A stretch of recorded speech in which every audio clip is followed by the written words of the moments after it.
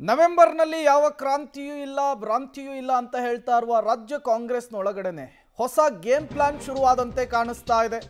ನಾಳೆ ತುಮಕೂರಿನಲ್ಲಿ ರಾಜಣ್ಣ ಔತಣಕೂಟವನ್ನು ಅರೇಂಜ್ ಮಾಡಿರೋ ವಿಚಾರ ಗೃಹ ಸಚಿವ ಜಿ ಪರಮೇಶ್ವರ್ ಇದೇ ವಿಚಾರಕ್ಕೆ ರಿಯಾಕ್ಟ್ ಮಾಡಿದ್ದಾರೆ. ಇದು ಔತಣಕೂಟ ಅಲ್ಲ, ಅವರು ಊಟ ಕರೆದಿದ್ದಾರೆ, ನಾವು ಹೋಗ್ತಾ ಇದ್ದೀವಿ ಅಷ್ಟೇ. ಸಿಎಂ ನಾನು ಊಟಕ್ಕೆ ಹೋಗ್ತಾ ಇದ್ದೇವೆ ಬಿಟ್ಟು ರಾಜಕೀಯ ಲೆಕ್ಕಾಚಾರ ಇಲ್ಲ, ಯಾವುದೇ ರಾಜಕೀಯ ಚರ್ಚೆ ನಡೆಯಲ್ಲ. ಈ ಹಿಂದೆಯೂ ಕೂಡ ಸಿಎಂ 3 ಸಲ ಊಟಕ್ಕೆ ಹೋಗಿದ್ದಾರೆ.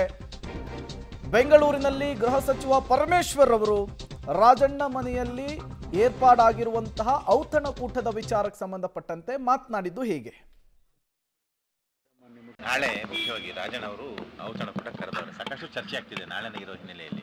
ಸಿಎಂ ಹೋಗ್ತಾ ಇದ್ದಾರೆ, ನೀವು ಹೋಗ್ತಾ ಇದ್ದೀರಾ ಸರ್, ಏನೋ ಒಂದು ಸಂದೇಶ ರವಾನೆ ಮಾಡುವ ಪ್ರಯತ್ನ ಆಗುತ್ತೆ ಅಂತ. ನಾನು ಪದೇ ಪದೇ ಹೇಳ್ತೀನಿ, ಔತಣಕೂಟ ಅಲ್ಲ, ಅವರು ಮನೆಗೆ ಊಟಕ್ಕೆ ಕರೆದಿದ್ದಾರೆ. ಪ್ರತಿ ಸಾರಿ ಮುಖ್ಯಮಂತ್ರಿಗಳು ಹಿಂದೆ ನೋಡಿ, ನೀವು ಹಾಗೆ ತೆಗೆದು ನೋಡಿ, ತುಮಕೂರಿಗೆ ಬಂದಾಗ ಇದು 5ನೇ ಸಾರಿ ಏನು ತುಮಕೂರಿಗೆ ಬರ್ತಾ ಇದ್ದಾರೆ ಮಾನ್ಯ ಮುಖ್ಯಮಂತ್ರಿಗಳು. ನನಗೆ ಗೊತ್ತಿದ್ದಾಗೆ 3 ಬಾರಿ ಅವ್ರ ಮನೆಯಲ್ಲೇ ಊಟ ಮಾಡಿದ್ದಾರೆ.